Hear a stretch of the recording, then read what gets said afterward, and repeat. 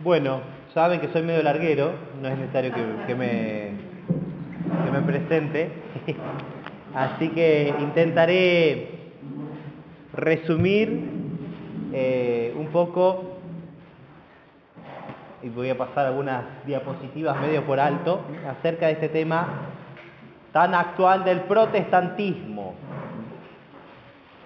que se puede subtitular así: la verdadera y la falsa reforma de la Iglesia, porque hay una reforma falsa en la Iglesia. De hecho, Lutero y compañía a sí mismos se hacen llamar reformadores, pero es una reforma falsa, porque en realidad la palabra reforma es volver a la forma, y la forma, en definición de Aristóteles, Santo Tomás, es volver a lo que uno es. Entonces, llamar a Lutero y compañía, Calvino, Zwinglio, etcétera, Enrique VIII, llamarlos reformadores en realidad es una destrucción de la palabra. Por eso esa sería la falsa reforma. La verdadera reforma de la Iglesia es la que hacen los santos, que también se va a ver con abundancia en esta época que vamos rápidamente a considerar. Particularmente me voy a detener en Lutero, por cuestiones obvias, pero también está Calvino y otros más, ¿no? La verdadera reforma entonces es la del Concilio de Trento, como se ve ahí, o de San Ignacio. Bueno, el 31 de octubre de 1517, o sea, hace poquito se conmemoraron los 500 años, un monje alemán, Martín Lutero, clavó las 95 tesis en la iglesia del castillo de Wittenberg. Bueno, este acontecimiento es leído de diferentes maneras según las personas. Para poner algunos ejemplos, cómo es leído este acontecimiento. Por ejemplo, el documento que salió esta semana, una declaración en conjunto entre la Santa Sede y la Federación Luterana Mundial, dice lo siguiente: el 31 de octubre de 2017, último día del año de la conmemoración ecuménica común de la Reforma, estamos muy agradecidos por los dones espirituales y teológicos recibidos a través de la Reforma, conmemoración que compartimos juntos y con nuestros asociados ecuménicos del mundo entero. Dones espirituales y teológicos. Habría que preguntarle cuáles son. Otra afirmación de este estilo: la Reforma fue un acontecimiento del Espíritu Santo, dijo Monseñor Galantino, secretario de la Conferencia Episcopal Italiana, nombrada desde la cúpula de la Iglesia en ese lugar. Así que también habría un acontecimiento del Espíritu Santo.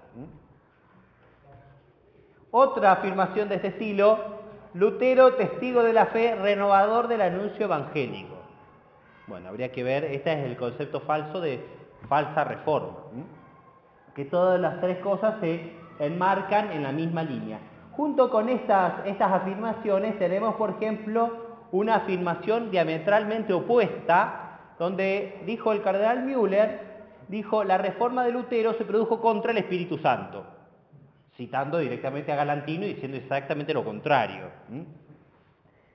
Junto con esta afirmación, una afirmación de Monsieur Schneider, que dijo así: ya hemos tenido una respuesta infalible a los errores de Martín Lutero, el Concilio de Trento. Las enseñanzas del Concilio de Trento sobre los errores de Lutero, repito, son infalibles, ex cátedra, y los comentarios del Papa en el avión no son ex cátedra. Sobra el comentario, muy claro. Otra afirmación del Papa Pío XII, en la carta Quartum Exactum, de ahí está la fecha, dice así. Este documento no lo encontré en internet, no sé por qué no está ni en la página de la Santa Sede, ni en otra página que se llama Documenta Católica Omnia, no está. No, así que según lo encuentran se los encargo. Quizás adrede no está. Hablando de las turbulencias producidas por el protestantismo, el Papa Pío XII sostiene: la Iglesia puede ser combatida, pero no puede ser vencida.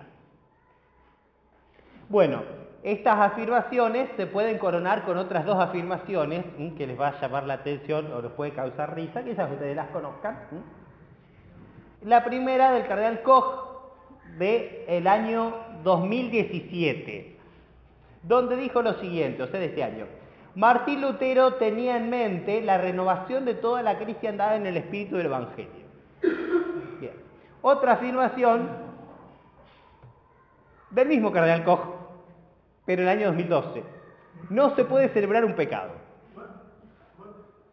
Eso es lo raro, digamos, ¿no? Bueno, ¿qué pasó entre el 2012 y el 2017? Bueno, todos sabemos qué pasó. Cambió un poquito, digamos, ¿no? Es el cardenal encargado de las relaciones con otros cristianos. Bueno, esta es la situación de la iglesia actual, digamos, ¿no? Donde antes se decía una cosa, a los 5 años incluso un cardenal se puede decir así como si fuera... Bueno, raro.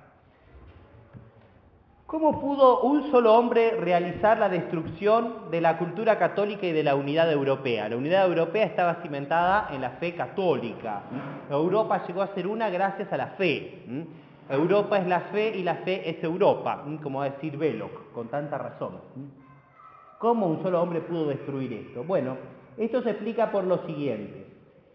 Primero, hay antecedentes que la favorecieron, que son como ocasiones, no causas. Es decir, hubo un montón de elementos que favorecieron esta destrucción. Favorecieron, que fueron ocasiones, no causas, porque en realidad el hombre no tiene causas. La única causa de del propio accionar es la libertad. Entonces yo quiero obrar el mal, punto. Pero obviamente estaba el caldo de cultivo, podemos decir así, preparados para que esto explotara y se acabara con esta unidad europea y esta unidad de la cultura católica dada por la fe en Jesucristo a través de la única iglesia fundada por él. Antecedentes entonces hubo. Segundo lugar, su vida influyó en su teología, vamos a demostrarlo después. En tercer lugar, vamos a ver su doctrina. Cuarto lugar, cómo se propagaron esas ideas. Después, qué otros personajes históricos secundaron esas ideas. Cuál fue la respuesta de la Iglesia y su actitud si puede enmarcarse en una rebelión mayor. Eso lo vamos a ver, algunas partes las voy a pasar porque no nos va a dar el tiempo. Y su famosa quema de la bula, ¿no? De las 95, las 95 tesis fueron puestas en la puerta y después la quema de la bula papal, posteriormente, como se ve ahí. Todo eso vamos a explicar. Como dije, los antecedentes fueron ocasiones, es decir, cosas que favorecieron la reforma, pero no fueron causas en sí mismas, sino negaríamos la libertad del hombre. Hubo raíces religiosos. En primer lugar, hubo un debilitamiento de la autoridad pontificia. Esto se ve, primero, por ejemplo, en el conflicto de Anagni, un conflicto famoso que ocurrió entre el Papa Bonifacio VIII y el rey de Francia, que era Felipe el Hermoso, nieto de San Luis Rey, donde incluso dicen que el rey le pegó una bofetada al Papa públicamente, como diciendo... La bofetada no está demostrada, pero sí hubo una humillación real del rey al Papa, ¿no? Y es un signo del debilitamiento de la autoridad pontificia. Junto con este debilitamiento podemos, ahí se ve la imagen, junto con este debilitamiento está el traslado de Aviñón del papado. Ustedes saben que durante esos años, 1309 a 1378, todos esos papas que están ahí enumerados estuvieron en Aviñón.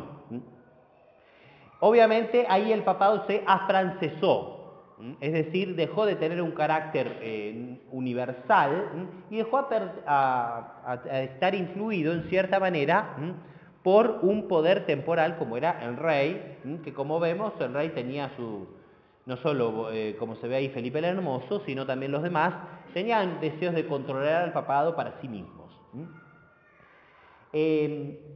Los que estuvimos en San Bernardo escuchamos una de las conferencias, una de las últimas, que ahora no me acuerdo quién fue, que decía que esto ocurrió también en un año 17, fue en 1317, lo decía simbólicamente.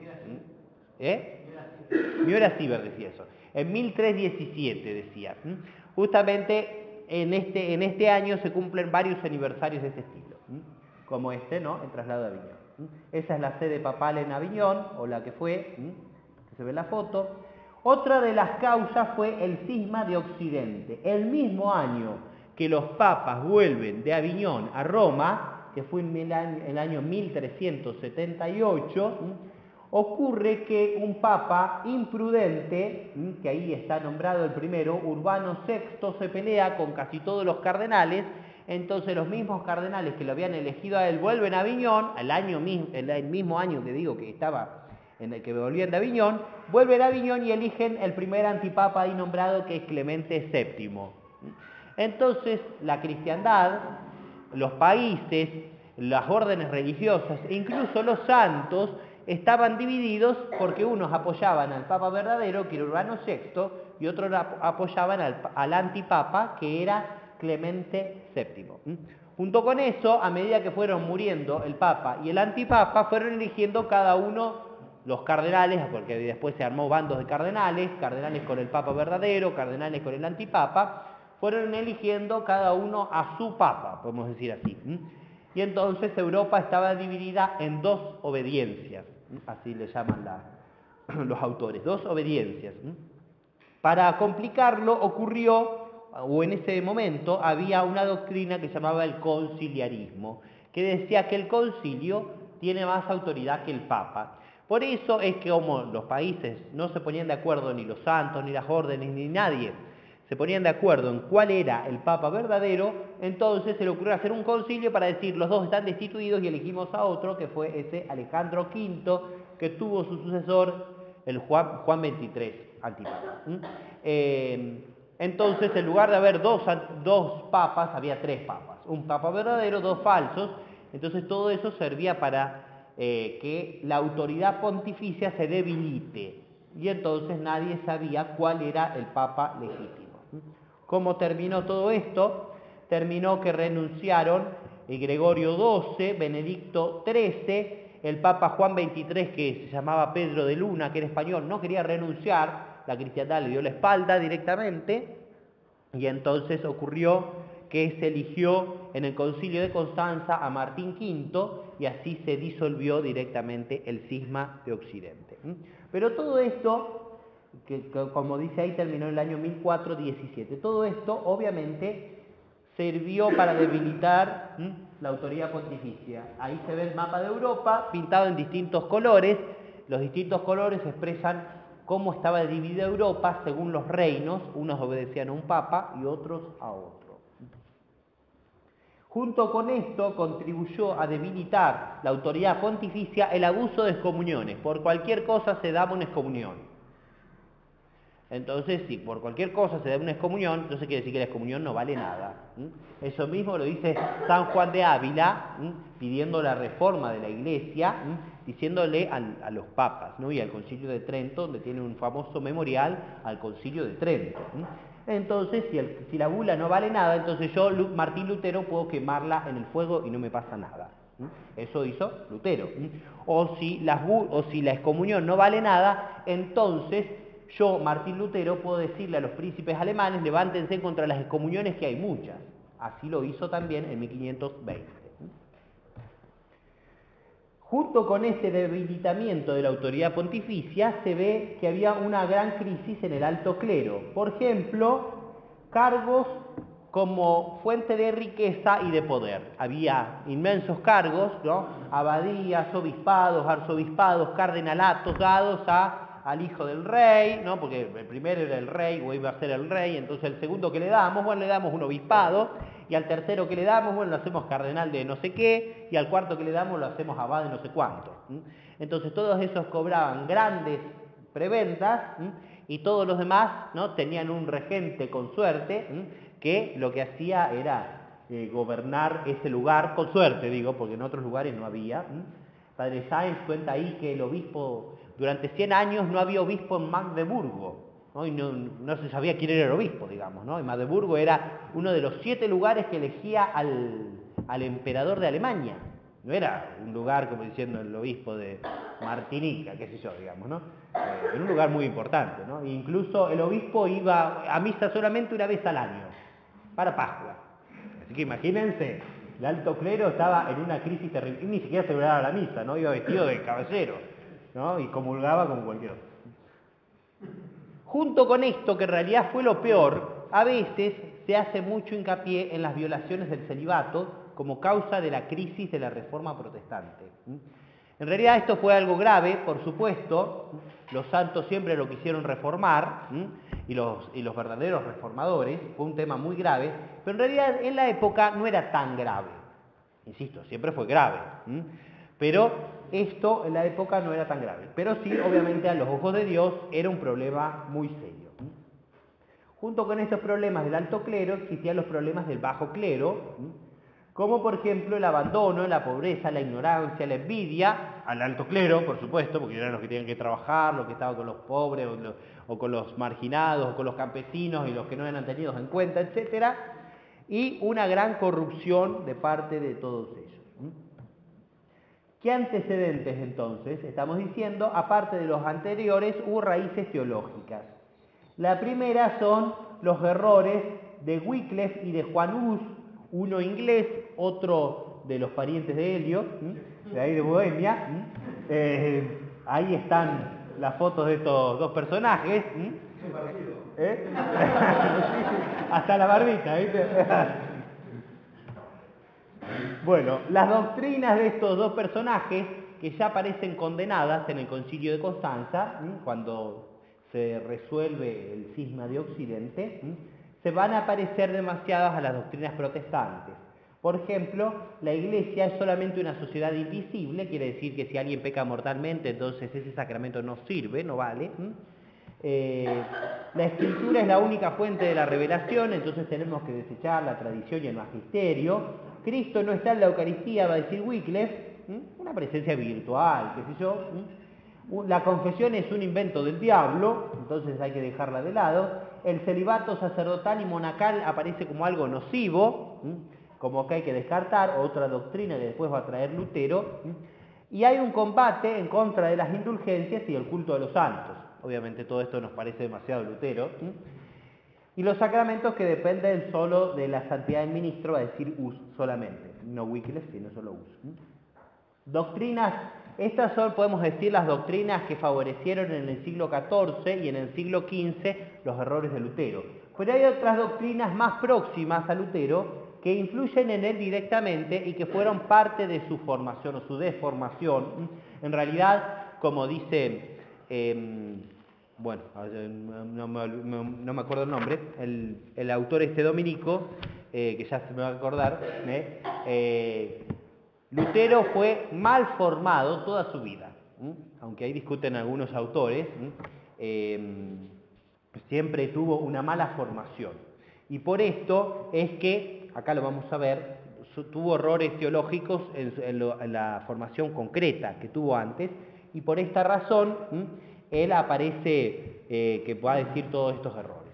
El primero, por supuesto, franciscano, nominalista, autor del conciliarismo que vimos ahí en el siglo XIV, Guillermo de Ockham. Como dice Piper, la Edad Media comenzó cuando un caballero dejó la corte imperial y entró a la vida religiosa, y la Edad Media termina cuando un monje deja la vida religiosa y se va a una corte imperial. El primer monje era Boecio, el segundo monje era Lutero.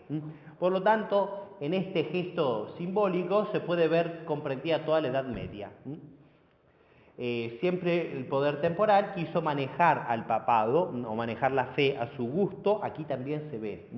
Guillermo de Ockham entonces es nominalista, es decir, que dice que la realidad son solo nombres, dice esta frase famosa, no hay que multiplicar entes sin necesidad.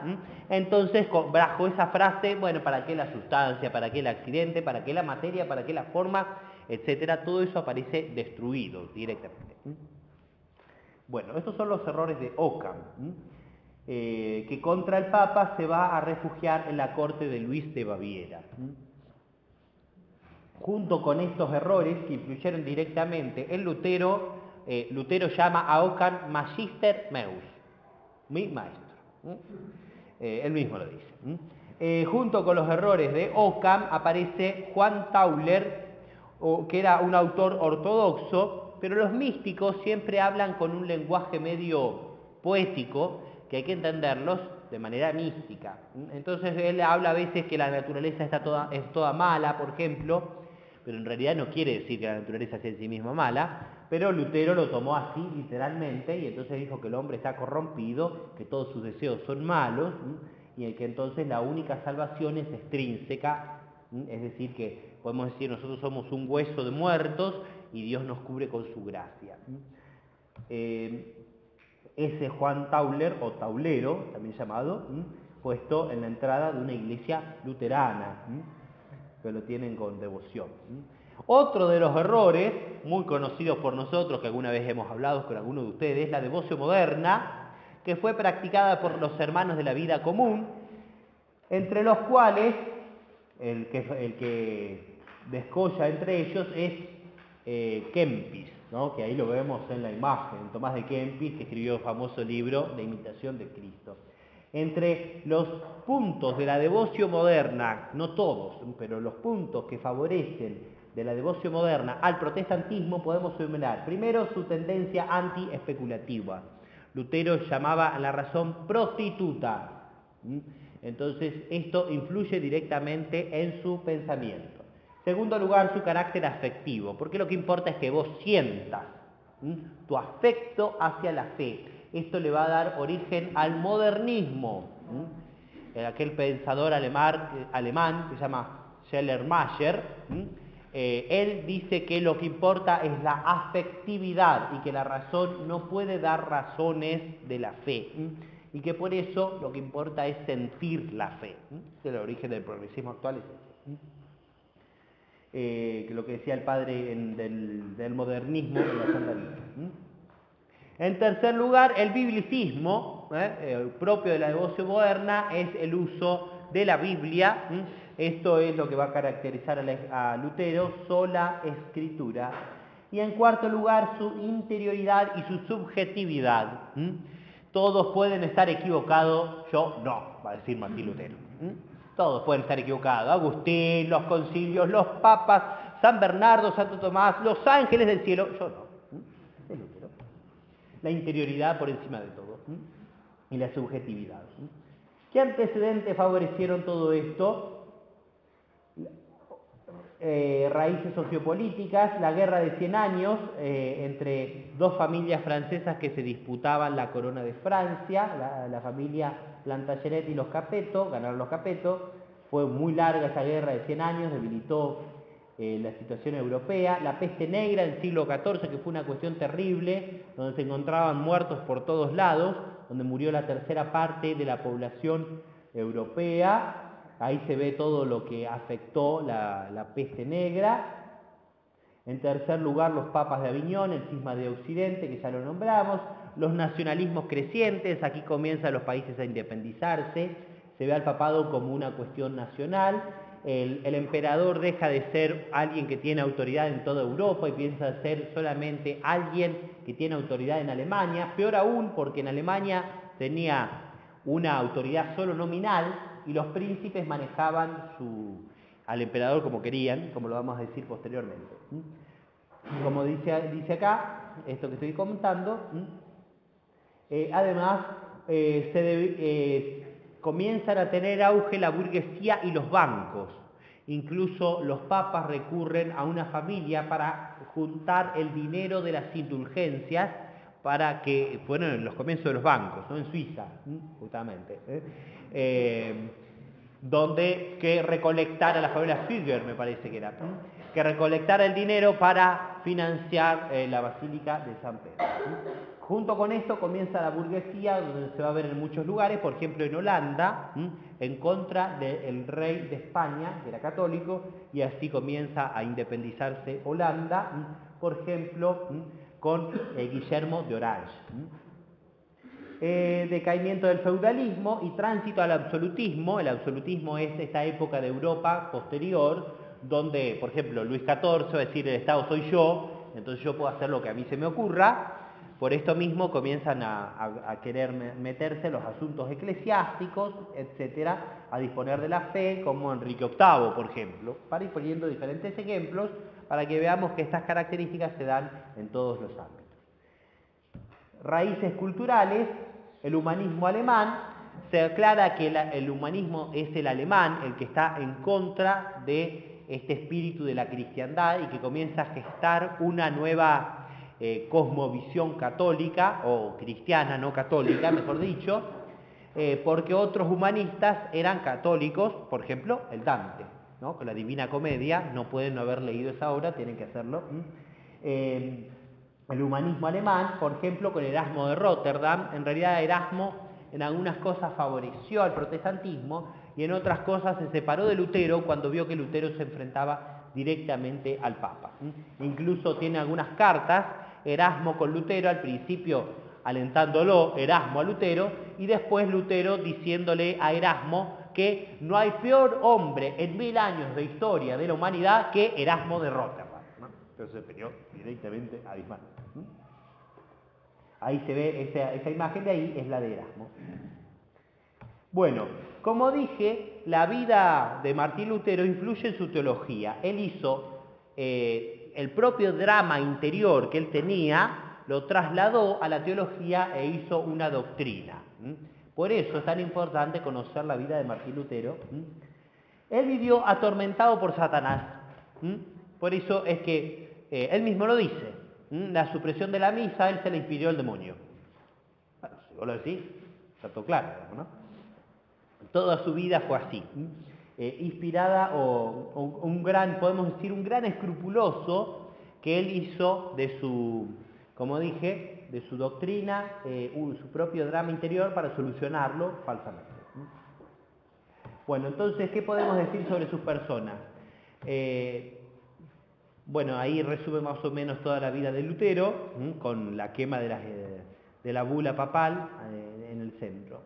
Nace en Eisenberg, en Sajonia, el 10 de noviembre de 1483. Sajonia era un lugar muy importante.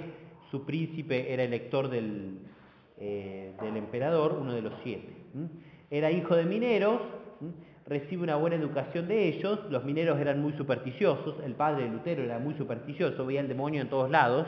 Esto influyó también en Lutero. Se traslada a la escuela de Magdeburgo a cargo de los hermanos de la vida común. Aquí influye, como dije, la devoción moderna en Lutero. Luego se va a la escuela universitaria de Erfurt, estudia filosofía y derecho. Según la escuela de Ockham, también ya lo explicamos, hace un voto en Erfurt, le pide a Santa Ana, hay una gran tormenta, le pide a Santa Ana que si sale libre, él se va a hacer monje, y así sucede. Entra a los agustinos, por el gran terror que le tenía a las tormentas y que decía que todo lo que viene de las tormentas y de los vientos es del demonio. Así, bien supersticioso, digamos, ¿no? Entonces ingresa a los agustinos. Fíjense que ingresa en el año... Ese voto es inválido, obviamente, porque con tanto temor no vale el voto. 1505 ingresa a los agustinos. 2 años después se ordena sacerdote. Y se ordena sacerdote con dudas. Incluso al mismo superior le dice: tengo miedo de celebrar la misa, tenía terror a Jesucristo, no podía ver una imagen de Jesucristo. Él mismo dice que prefiere ver la imagen del diablo a ver la imagen de Cristo, dicho por él, digamos. Tiene dudas con ordenarse sacerdote, pero su superior le dice: ánimo, adelante, adelante, siempre adelante. Se ordena sacerdote a los 2 años, o menos de 2 años, año y medio, como se ve ahí, sin prácticamente formación. Estudia teología después en Erfurt y en Wittenberg. En Wittenberg la formación tiene un tono escotista. Es decir, toda la formación que él recibe no es la de la teología sólida de siempre, la teología verdadera agustiniana, o la teología de Santo Tomás. Incluso ha aparecido que ha leído las obras de San Agustín y las critica. En el margen hay notas de las obras de San Agustín de Lutero y dice, acá Agustín se equivocó. Bueno, San Agustín está peleando contra los pelagianos, está diciendo que San Agustín se equivocó, el que termina haciendo hincapié en la sola gracia termina cayendo en el pelagianismo. Viaja a Roma. Roma, por supuesto, estaba totalmente corrompida, 1510-1511, pero él no dice que el papado era, no sé, que vivía en el boato, en el lujo, que había papas, no sé, con hijos, como los papas Borgia, qué sé yo, un poco anterior. No dice nada de eso, sin embargo, está en su vida. En ese momento es nombrado profesor de escritura y conoce al famoso Felipe Schwarzer, más conocido con el nombre de Melanchthon, ¿no? Este Melanchthon tiene a cargo la cátedra de griego. Primero a Lutero le dan la de ética y después le dan la de escritura, y ahí son famosos sus comentarios de la escritura, que es lo que sobre todo él hizo, junto con otras cosas más que vamos a decir posteriormente. Ese es Melanchthon. Bueno, como dije, era un alma atribulada, quería tener conciencia de estar en gracia de Dios, cosa imposible, si no es un don especialísimo de Dios alguno. Eso obviamente no se puede hacer, es tentar a Dios. Bueno, eso es lo que cayó Lutero. Y en este momento se da su ruptura con Roma. Empieza con una predicación de las indulgencias, él comienza a protestar en esa fecha, comienza a tener estas controversias con Juan Textel, que era el dominico que predicaba sobre las indulgencias. Ahí se ve la imagen del dominico. Y el Papa, para solucionarlo, le manda a uno de sus teólogos más importantes, que era el cardenal Cayetano, el mayor comentarista de Santo Tomás de todos los tiempos, que era el superior de los dominicos.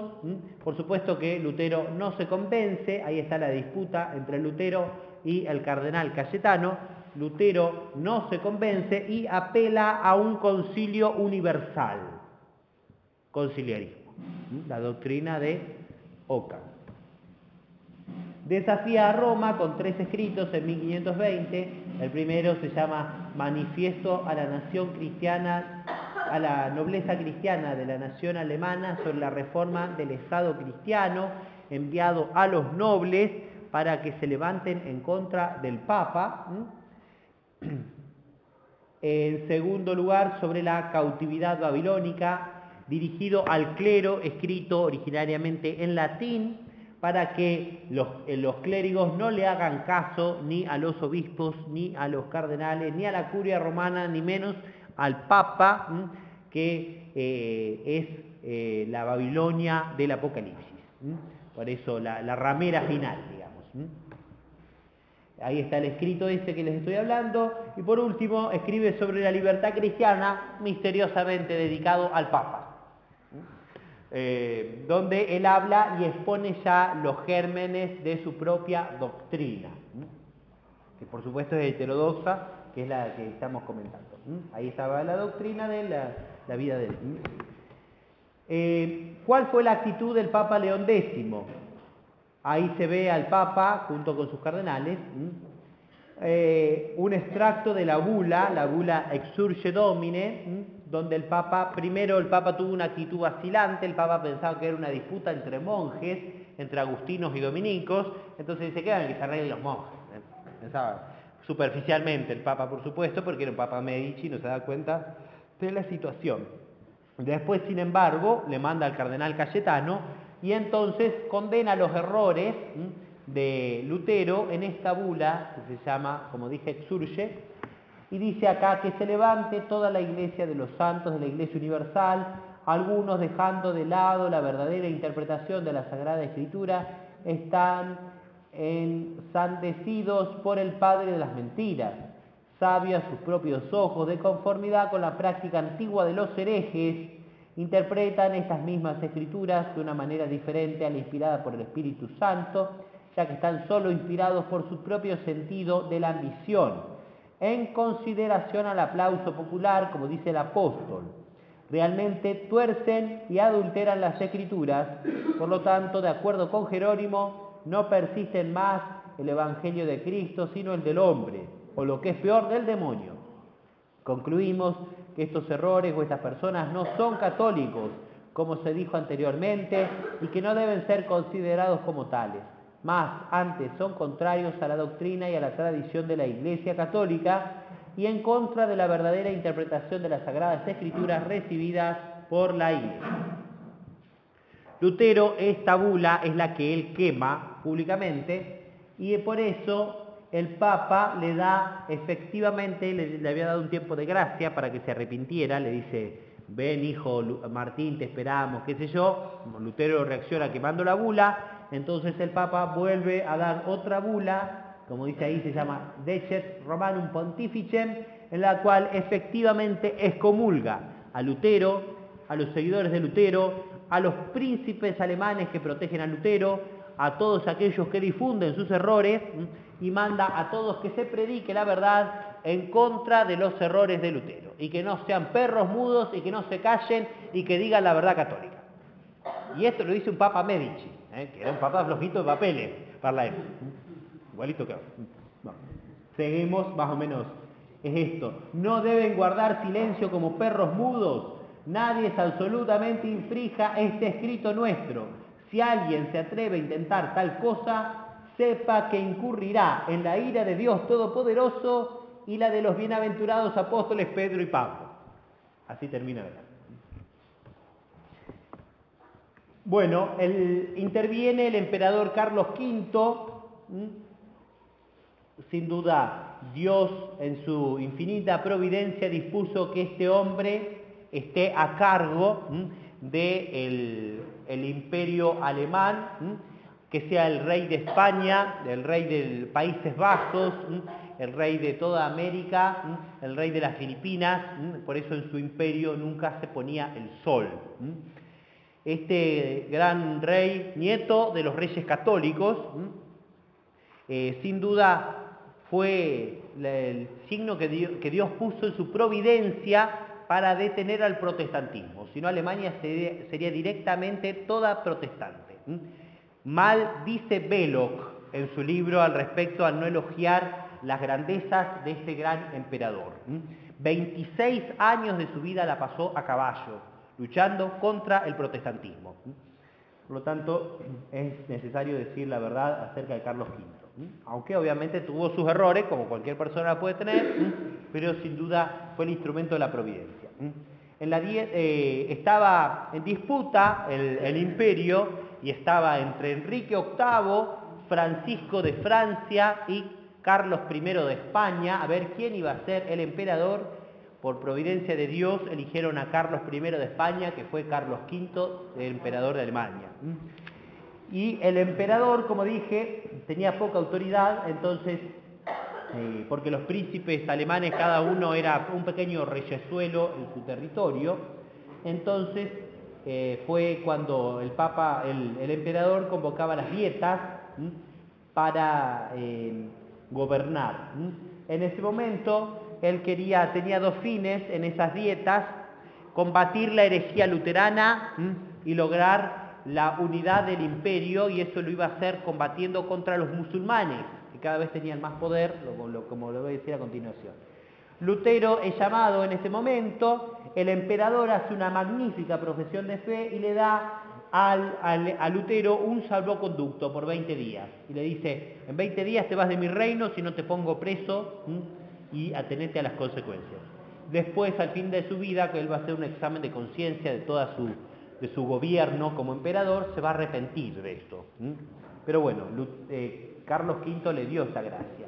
Y en contra de lo que dice Lutero, Carlos V va a hacer esta magnífica profesión de fe resumida. Dice así: vosotros sabéis que yo desciendo de los emperadores cristianísimos de la noble nación de Alemania y de los reyes católicos de España y de los archiduques de Austria y duques de Borgoña, los cuales fueron hasta la muerte hijos fieles de la Santa Iglesia Romana y han sido todos ellos defensores de la fe católica. Después de la muerte, por derecho natural y hereditario, nos han dejado las dichas observancias católicas para vivir y morir en ellas a su ejemplo. Gran vergüenza y afrenta nuestra, que un solo fraile contra Dios, errado en su opinión, contra toda la cristiandad, así del tiempo pasado, de 1000 años y más como del presente, nos quiera pervertir y hacer conocer, según su opinión, que toda la dicha cristiandad sería y habría estado todas las horas en error, por lo cual yo estoy determinado a emplear mis reinos y señoríos, mis amigos, mi cuerpo, mi sangre, mi vida y mi alma, porque sería gran vergüenza para mí y a vosotros, que sois la noble y muy nombrada nación de Alemania.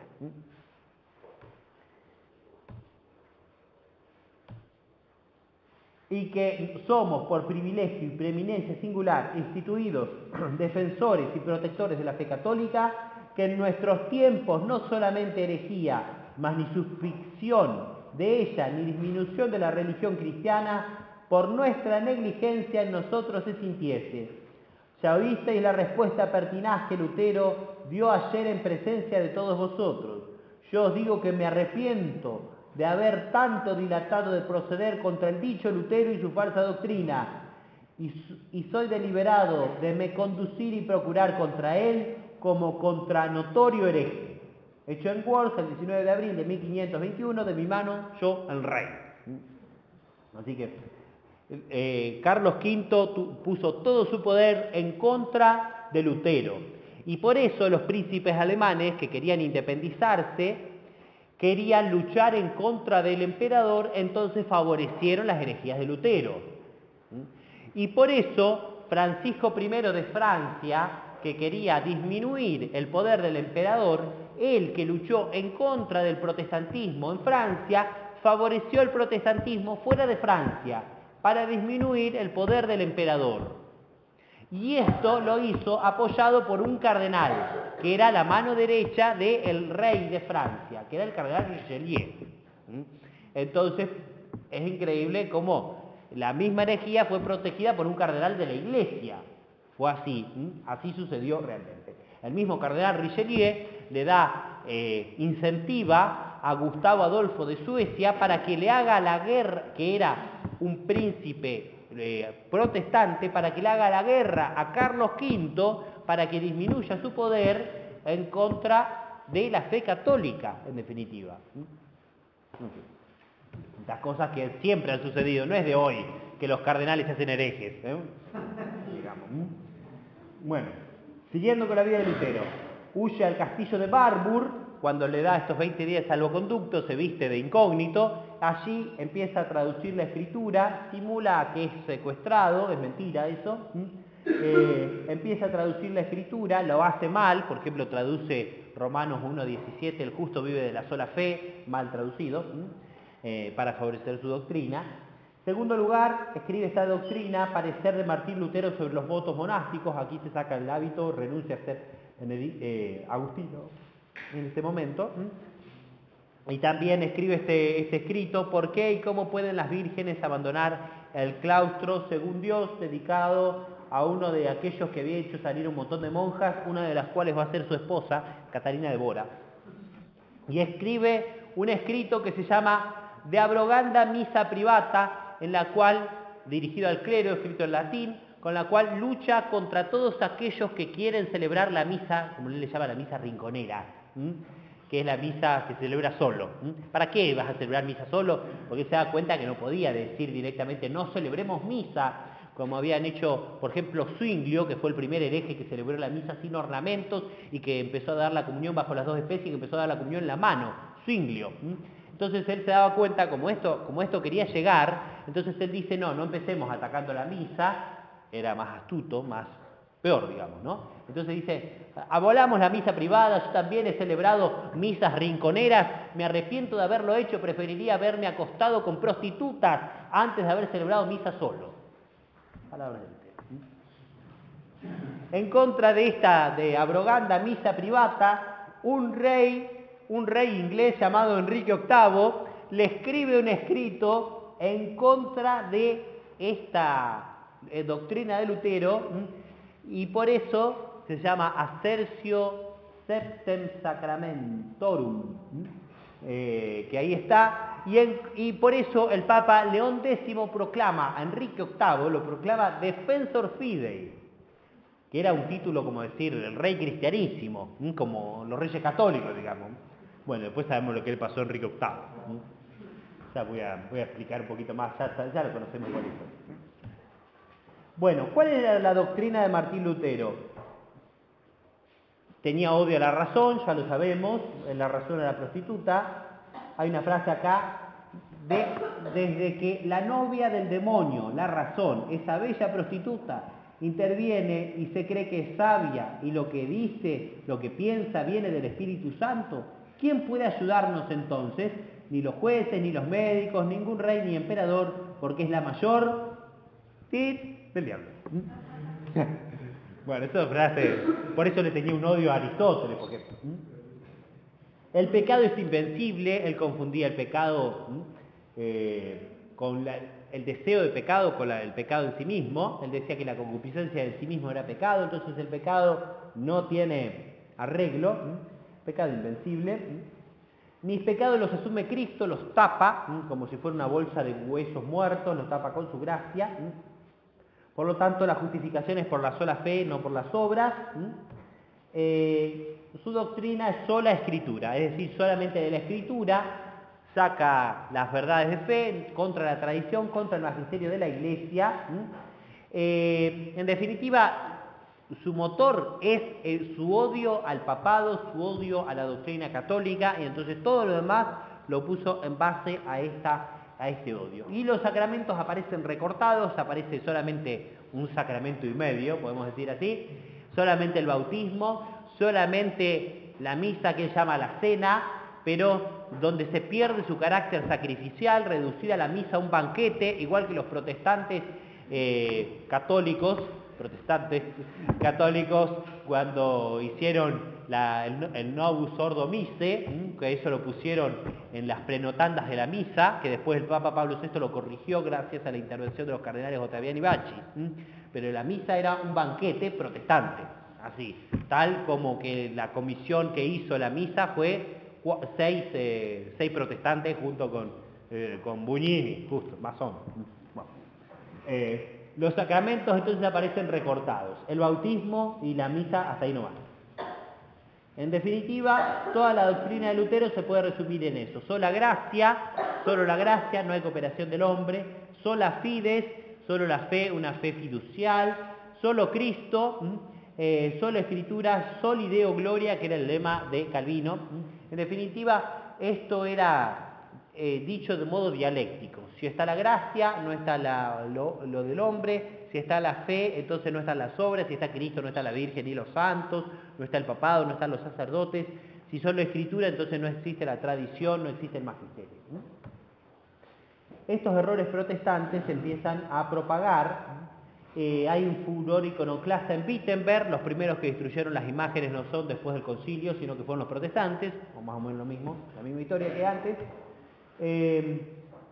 No solo había un furor iconoclasta, sino que empezaron a hacer esos dibujitos. Ese dibujito que se ve ahí, lo llamaba Lutero el asno papa, para burlarse del papado, ¿no? Un bicho así con, qué sé yo, un montón de gestos, ¿no? De cosas, ¿no? Cuernos de no sé qué, manos de no sé cuánto, patas de no sé qué. Bueno, ese era el papa para él.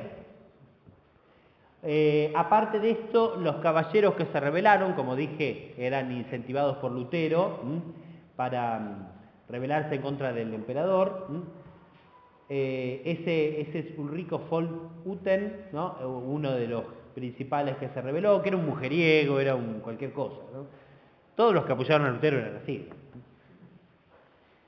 Aparte se rebelaron los campesinos, pero Lutero, como dije, era muy astuto. Primero incentivó la revuelta de los campesinos, pero cuando después los campesinos dijeron que no le iban a pagar su contribución no solo al Papa, sino no le iban a pagar los príncipes. Y él quería a los príncipes. Entonces le dio la espalda a los campesinos, los ahogaron en sangre. Por supuesto, Lutero los traicionó. Lutero después se casó con la ex monja Catalina de Bora, ya sabemos muy bien. Se casó en secreto, como se ve ahí. Lutero no se casó enseguida. De hecho, sus mismos autores le decían: pero ¿cómo vos no sos partidario de que se casen los monjes, que dejen el celibato, los sacerdotes? ¿Por qué no te casás vos? Lutero demoró, pero al final se casó primero en secreto, después de 15 días lo hizo público en Wittenberg, que era una especie de universidad luterana que irradiaba el luteranismo a toda Europa.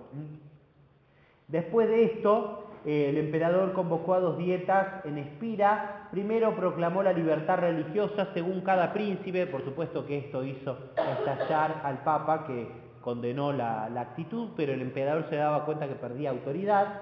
Y después de esta dieta hubo una segunda en Espira, donde se prohíbe la difusión del luteranismo, porque muchos príncipes luteranos dejaron de estar presentes.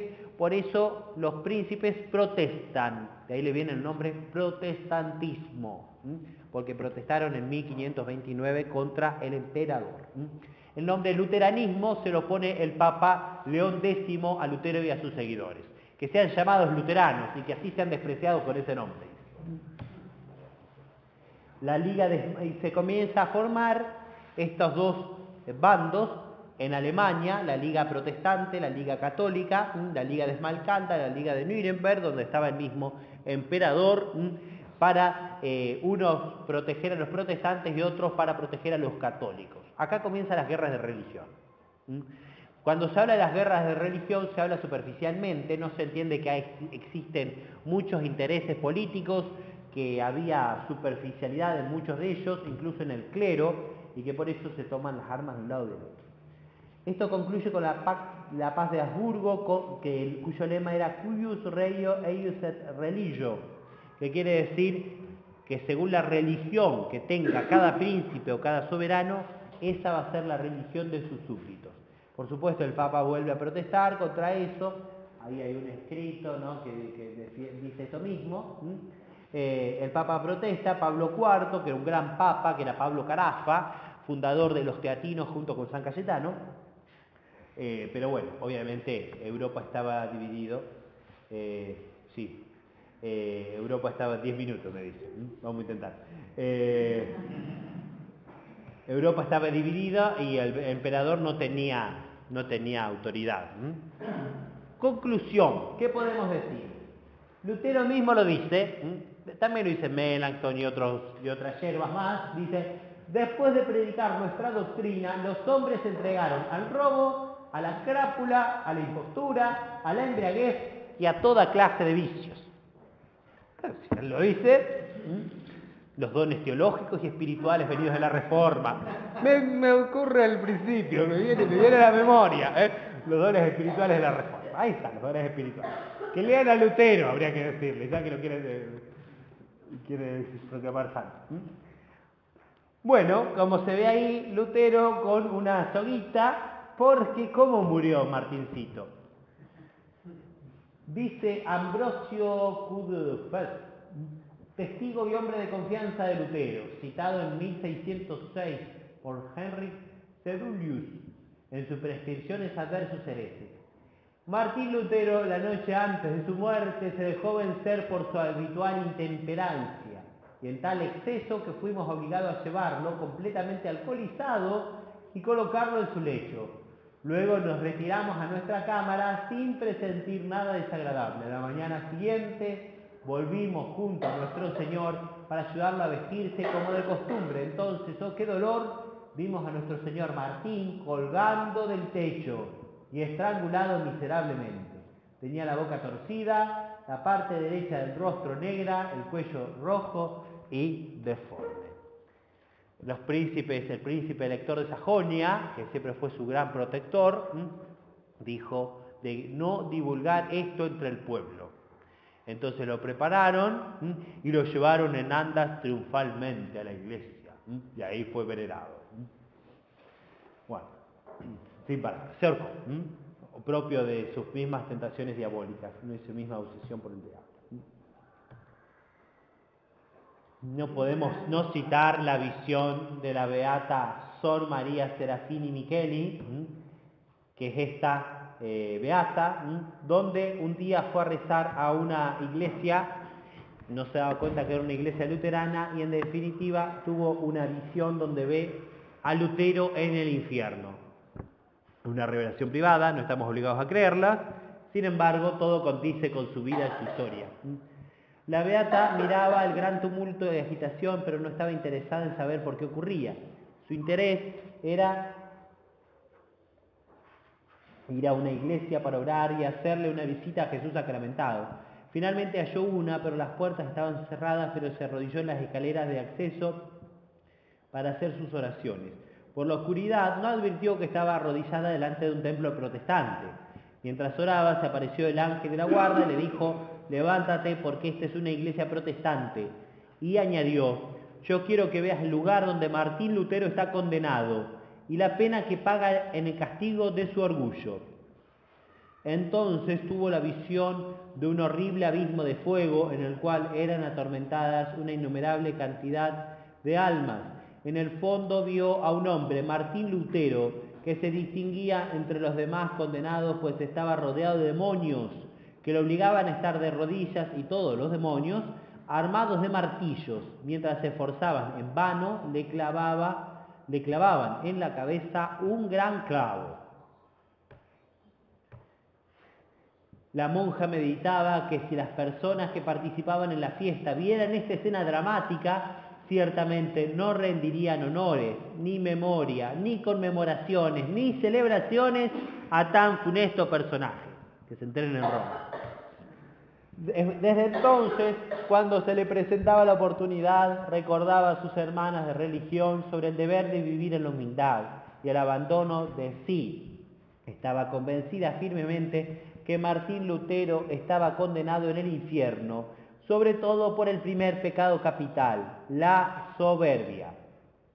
El orgullo lo hizo caer en pecado mortal y lo condujo a la rebelión abierta contra la Iglesia Católica. Su conducta, su posición para con la Iglesia y sus herejías fueron determinantes para engañar y conducir a muchas almas superficiales e incautas a la perdición eterna. Condujo almas a la perdición eterna. Por eso ya desde la antigüedad Lutero fue pintado, por ejemplo, de esta manera, imagen que ustedes deben haber conocido, como una gaita del diablo, es decir, un instrumento del demonio. Bueno, otros reformadores fuera de Alemania, junto con Lutero, Calvino, Zwinglio, etc. Ahí tenemos los nombres nomás: Zwinglio, Calvino. Me detengo un poquito en Calvino. Tuvo ideas luteranas en Burg. Escribe el tratado Institutio Christianae Religionis. Belloc le da mucha importancia a este tratado porque dice que esto difundió el protestantismo en toda Europa, cuando Lutero todavía no había escrito muchas cosas o no eran tan difundidas. Primero lo escribió en latín, después en francés. Ahí está el libro que él escribió. Y la doctrina calvinista habla de la predestinación absoluta, es decir, que necesariamente nosotros somos los buenos y los que están contra nosotros son los malos. Eso sí. Y el signo es que nosotros tenemos dinero. Ese es el origen del capitalismo. Es una mística deformada, orientada hacia lo terrenal. Hay una reprobación absoluta, no importa lo que hagas, si estás condenado, no tenés dinero, ya estás condenado, listo, suficiente. Presencia virtual de Cristo en la Eucaristía. Una comunidad tutora tiene una disciplina severísima, entonces por eso Lutero implantó en Ginebra un régimen crudelísimo, mató un montón de gente. Hubo una persecución terrible en Ginebra y así se extendieron las guerras de religión en Francia. No se puede detener en eso, ahí para otro día. Los Países Bajos, bueno, ya hablé de Guillermo de Orange, que era y por eso ocurrió la división entre Holanda y Bélgica. Bélgica siguió católica, Holanda se hizo protestante a causa de este ministro que después fue asesinado, este príncipe que fue asesinado. Bueno, esta rebelión se extendió a todos los países nórdicos. Ahí tiene Gustavo Adolfo una importancia importante, que ya les nombré recién. Ese Gustavo Adolfo también murió en una guerra contra el emperador de Alemania. Las guerras de religión se extendieron a toda Francia. Como dije, ya les hablé de la actitud ambigua del rey Francisco I y del cardenal Richelieu, que es ese que está ahí, indigno de la púrpura, más francés que católico.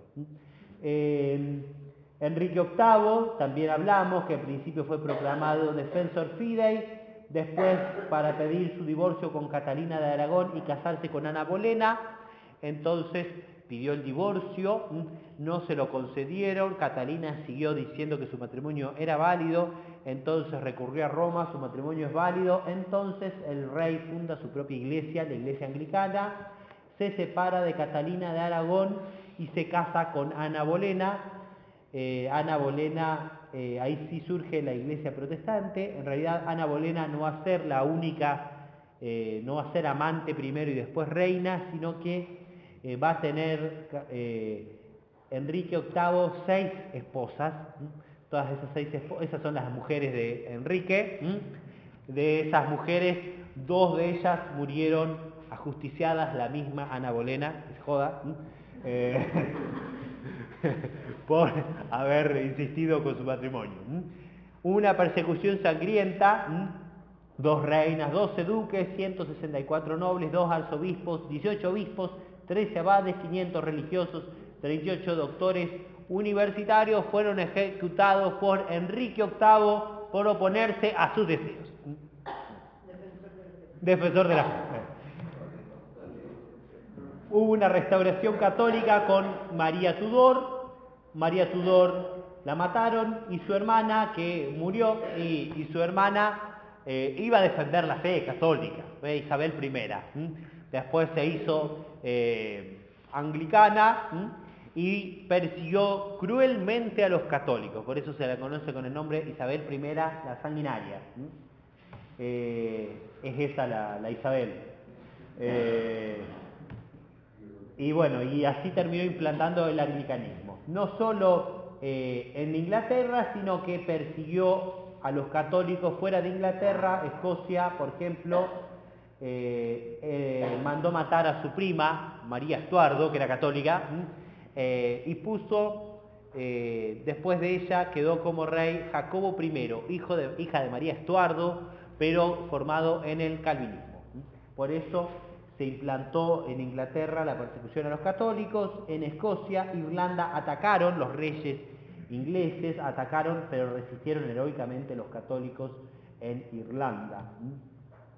Bueno, la respuesta de la Iglesia, hay una, para concluir, y con esto terminamos.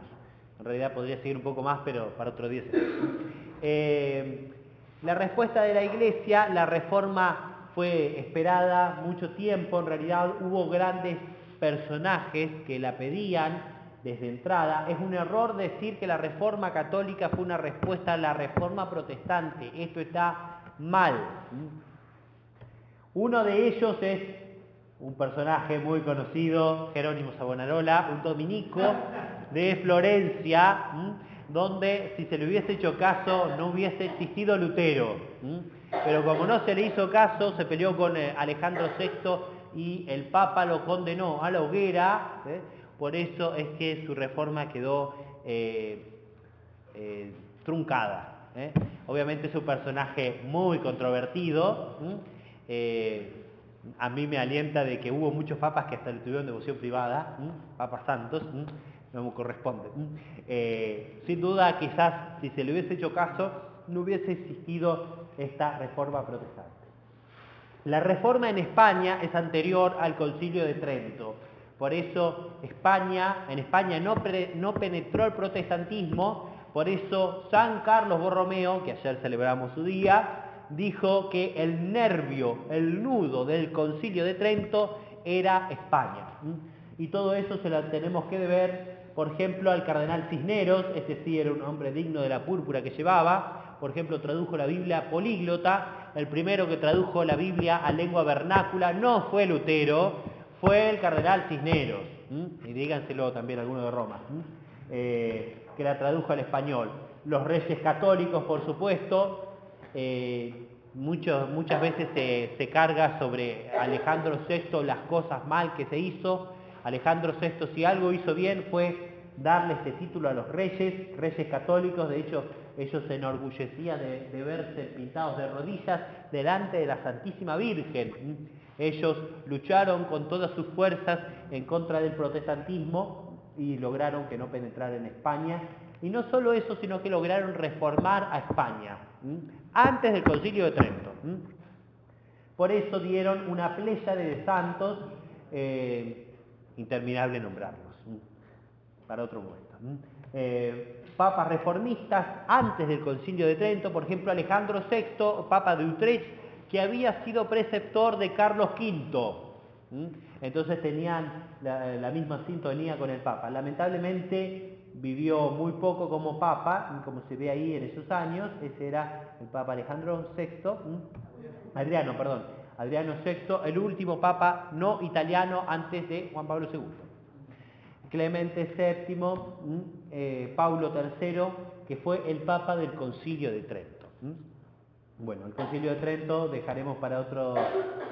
Hubo dificultades previas, debilitamiento del poder papal, odio de los protestantes, amenaza turca, la batalla de Moax, donde murió el rey Luis de Hungría, y por eso se debilitó el poder imperial. Pero al final fue convocado el Concilio de Trento, hubo decretos de dogma y de reforma en la cabeza y en los miembros, bajo tres papas se realizó. Pablo III, que era un papa bastante libertino al comienzo, tuvo 3 o 4 hijos, una cosa así, pero bueno, después como papa se dio cuenta y de hecho nombró buenos cardenales, que fue gracias a eso se pudo realizar la reforma católica. Y convocó al famoso Concilio de Trento. Entre ellos nombró cardenal a Pablo Carafa, Pablo IV, a Julio III, etcétera, que es ese papa que está ahí, Julio III, y entre medio de Julio III y Pío IV está Pablo IV, que fue este que les estoy nombrando, que fue el fundador de los teatinos, junto con San Cayetano. Pío IV fue el tío de San Carlos Borromeo, que lo nombró cardenal a su sobrino, aunque el nepotismo era algo bastante condenado, sin embargo hizo algo que estuvo muy bien. 25 sesiones, 3 periodos diferentes, bueno, en fin. Se podría seguir cómo todo esto fue en definitiva prolegómeno para la revolución posterior. Resumo citando al Papa Pío XII. Voy a pasar todo esto. Hay un famoso discurso del Papa Pío XII, donde el Papa primero dice: ¿qué fue Trento para nosotros? Este santo concilio había sido convocado para 2 fines principales: para que la fe católica y los principios de la doctrina cristiana, perturbados profundamente por los innovadores, fuesen puestos en su antiguo esplendor y protegidos y defendidos contra los errores. Además, para que las costumbres públicas y privadas, así como la disciplina del clero y del pueblo cristiano, encontrasen el esplendor que les es debido y fuesen reformadas conforme al espíritu del Evangelio. Ambas cosas fueron realizadas por los padres del concilio con un celo y una sabiduría igualmente admirables. Si Trento fue importante, fue porque hubo papas post-tridentinos que llevaron a cabo toda su reforma. Pío IV, San Pío V, que será para otro momento hablar de ellos, Gregorio XIII y el Papa Sixto V, franciscano, que llevó a cabo y con él termina la reforma del Concilio de Trento. Los verdaderos reformadores son los santos. Acá aparece una multitud de santos, San Juan de Ávila, San Ignacio de Loyola, las órdenes religiosas, etcétera. Pasamos Santa Teresa, San Juan de la Cruz, San Ignacio, que será para otro momento. Palabras de Pío XII, con esto termino. Del 12 de octubre de 1952, palabras muy famosas del Papa Pío XII. No os preguntéis cuál es el enemigo, ni cuáles vestimentas usa. Él se encuentra en todas partes y en medio de todos. Sabe ser violento y furtivo. En estos siglos ha tratado de realizar la disgregación intelectual, moral y social de la unidad en el organismo misterioso de Cristo. Ha querido la naturaleza sin la gracia, la razón sin la fe, la libertad sin la autoridad, a veces la autoridad sin la libertad. Es un enemigo vuelto cada vez más concreto, con una falta de escrúpulos que deja todavía atónitos. Cristo sí, Iglesia no. Después, Dios sí, Cristo no. Finalmente el grito impío: Dios ha muerto. Más bien, Dios nunca ha existido. Y he aquí el intento de edificar la estructura del mundo sobre fundamentos que no dudamos en señalar como principales responsables de la amenaza que se cierne sobre la humanidad. Una economía sin Dios, un derecho sin Dios, una política sin Dios. El enemigo se ha esforzado y se esfuerza para que Cristo sea un extraño en la universidad, en la escuela, en la familia, en la administración de justicia, en las universidades legislativas, en el consenso de las naciones. Allí donde se determina la paz o la guerra, está corrompiendo el mundo con la prensa y con espectáculos que matan el pudor de los jóvenes y las jóvenes. Destruyen el amor entre los esposos y conculcan un nacionalismo que conduce a la guerra. En estas palabras, que el Padre Membiel analiza, pero que las vamos a dejar para otro momento, Cristo sí, la Iglesia no, eso es el protestantismo. Dios sí, Cristo no, eso es la Revolución Francesa, un Dios deísta, que se olvida del mundo. Y por último, Dios ha muerto, Dios nunca ha existido, la revolución bolchevique. En esto se ven todos los centenarios que este año algunos quieren conmemorar y que otros, gracias a Dios, no quieren hacer referencia. La revolución protestante, Cristo sí, la Iglesia no, este es el sentido de esta charla. La segunda, Dios sí, Cristo no, esto es el deísmo, que este año se conmemora los 300 años de la fundación de la masonería, que es el nervio de la revolución francesa, ¿sí? Por eso era la charla del Padre Sáez, que lamentablemente no pudimos tener. Y después, Dios no ha existido nunca, eso fue lo que este año son 100 años, que fue la revolución bolchevique, que gracias a Dios Putin dijo que eso no se va a celebrar en Rusia. Así que por eso también este año se conmemoran 100 años de la Virgen de Fátima. Tenemos que pedir para que Rusia sea consagrada y para que entonces Rusia sea el instrumento que Dios elija para cristianizar de nuevo al mundo.